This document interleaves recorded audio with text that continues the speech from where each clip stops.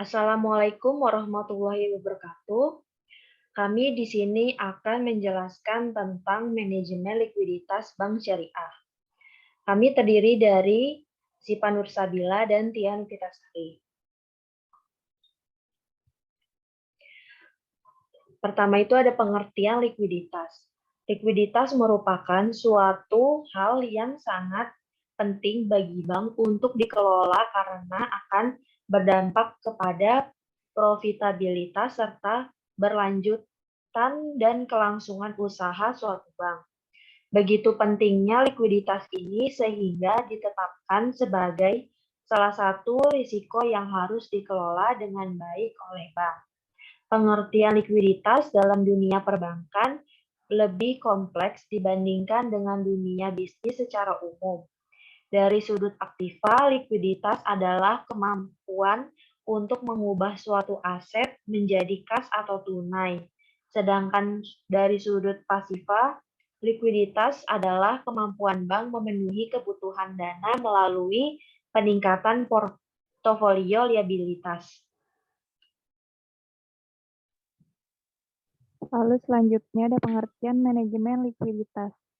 Manajemen likuiditas merupakan bagian dari kerangka manajemen risiko industri keuangan yang lebih besar, yang berhubungan dengan seluruh lembaga keuangan, baik konvensional maupun syariah. Manajemen likuiditas sendiri memiliki banyak pengertian. Beberapa di antaranya adalah menurut Dwayne G. Grady, yaitu manajemen likuiditas melibatkan perkiraan permintaan dana oleh masyarakat dan penyediaan cadangan untuk memenuhi kebutuhan. Yang kedua, menurut Oliver G. Wood, yaitu manajemen likuiditas melibatkan perkiraan kebutuhan dan penyediaan kas secara terus-menerus, baik kebutuhan jangka pendek atau musiman atau kebutuhan jangka panjang. Manajemen likuiditas bank syariah diartikan sebagai suatu program pengendalian alat-alat likuid yang mudah ditunaikan guna memenuhi semua kewajiban bank yang segera harus dibayar. Selanjutnya itu ada tujuan manajemen likuiditas. Tujuan manajemen likuiditas itu terdiri dari 3. Yang pertama ada mencapai cadangan yang dibutuhkan yang telah ditetapkan oleh bank sentral karena kalau tidak dipenuhi akan kena penalti dari bank sentral. Yang kedua itu memperkecil dana yang menganggur karena kalau banyak dana yang menganggur akan mengurangi profitabilitas bank.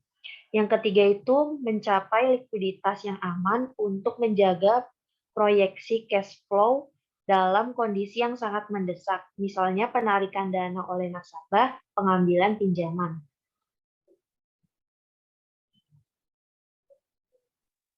Lalu selanjutnya ada fungsi likuiditas. Yang pertama, menjalankan bisnisnya sehari-hari. Yang kedua, mengatasi kebutuhan dana yang mendesak. Yang ketiga, memuaskan permintaan nasabah akan pinjaman. Selanjutnya ada jenis-jenis likuiditas. Yang pertama itu ada likuiditas aset, yakni ketidakmampuan menjual aset untuk menjual harga pasar saat itu.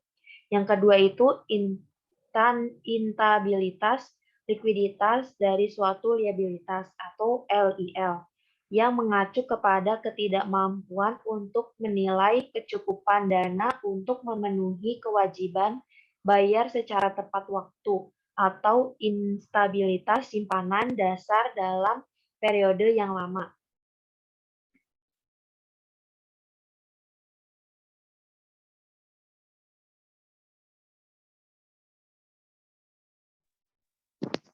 Selanjutnya ada pengelolaan likuiditas dalam perbankan syariah. Fungsi dari manajemen likuiditas salah satunya adalah untuk memberikan keyakinan kepada para penyimpan dana bahwa deposan dapat menarik sewaktu-waktu dananya, atau pada saat jatuh tempo dana tersebut dapat ditarik. Oleh karena itu, bank wajib mempertahankan sejumlah dana likuid agar bank dapat memenuhi kewajiban tersebut. Dalam bank syariah, manajemen likuiditas secara konsep tidak jauh berbeda dengan manajemen bank konvensional, baik itu dari segi tujuan dan risiko yang akan dihadapi oleh bank syariah. Yang membedakan hanyalah pada akad yang digunakan ketika melakukan kontrak. Selama ini, alat untuk manajemen likuiditas dalam bank syariah adalah PUAS atau pasar uang antar bank syariah dengan akad wadiah. SIMA atau sertifikat mudharabah antar bank syariah dan SWBI atau surat wadiah Bank Indonesia, juga dengan akad wadiah. Apabila suatu bank kekurangan likuiditas, maka bank tersebut akan meminjam kepada bank lain berupa PUAS, SWBI, atau menerbitkan SIMA dan sebaliknya. Jadi pada prinsipnya manajemen baik bank konvensional maupun syariah tidak jauh berbeda. Yang membedakan dan yang ditekankan adalah bagaimana cara mendapatkan dana tersebut haruslah sesuai dengan syariah. Selanjutnya itu ada konsep manajemen likuiditas. Risiko likuiditas muncul sebagai salah satu risiko yang paling penting di mana bank perlu menanganinya untuk menghindari kerugian jika tidak dikelola dengan baik.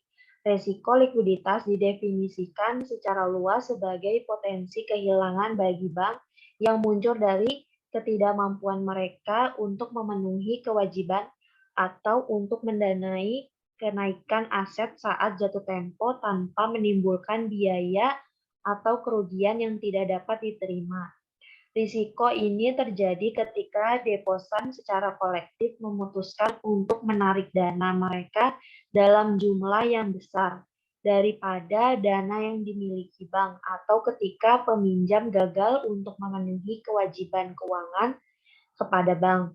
Dengan kata lain, risiko likuiditas terjadi dalam dua kasus. Pertama, muncul secara simetris kepada debitur dalam hubungannya dengan bank. Misalnya ketika bank memutuskan untuk menghentikan kredit, namun debitur tidak mampu membelinya.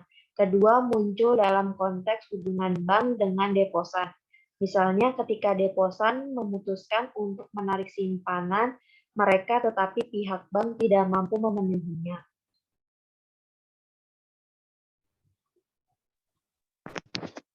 Lalu ada instrumen manajemen likuiditas bank syariah. Untuk mengatasi masalah likuiditas dalam dunia perbankan, baik itu bersifat kelebihan likuiditas maupun kekurangan likuiditas, maka banyak sekali cara yang bisa digunakan.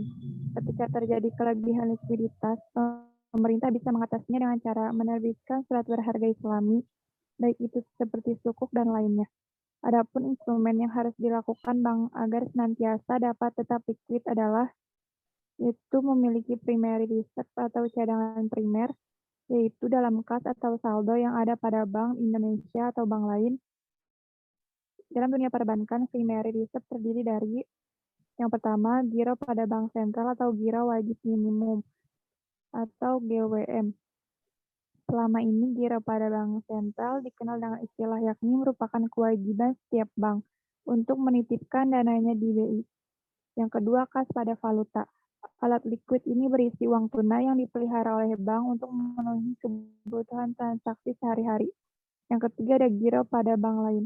Rekening giro pada bank lain bertujuan untuk melancarkan transaksi antar bank, yaitu transfer, inkasso, transaksi letter of receipt, dan lain-lain.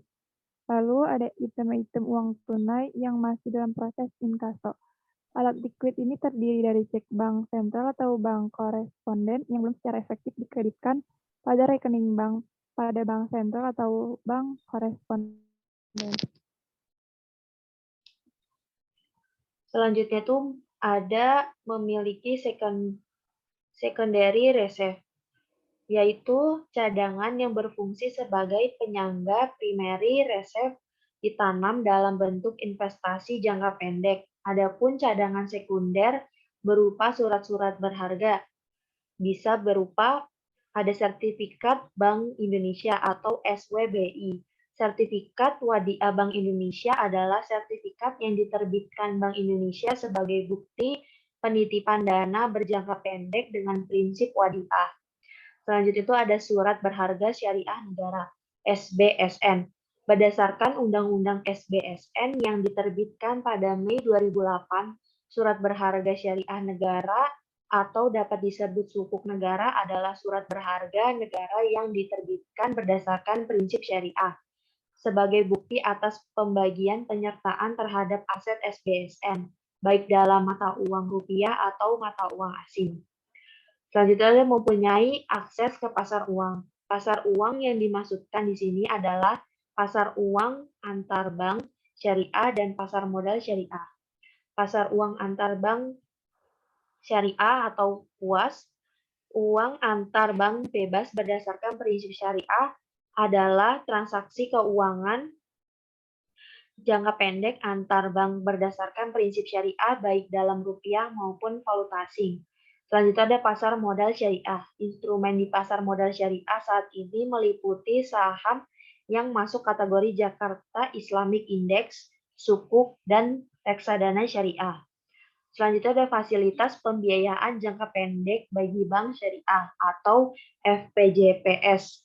FPJPS merupakan instrumen terakhir untuk memenuhi kebutuhan likuiditas bagi bank syariah atau unit usaha syariah setelah terjadinya saldo giro negatif dan tidak berhasil akses pasar uang syariah untuk menutup kewajiban jangka pendek. Selanjutnya itu adalah LPS sebagai sarana penunjang likuiditas perbankan.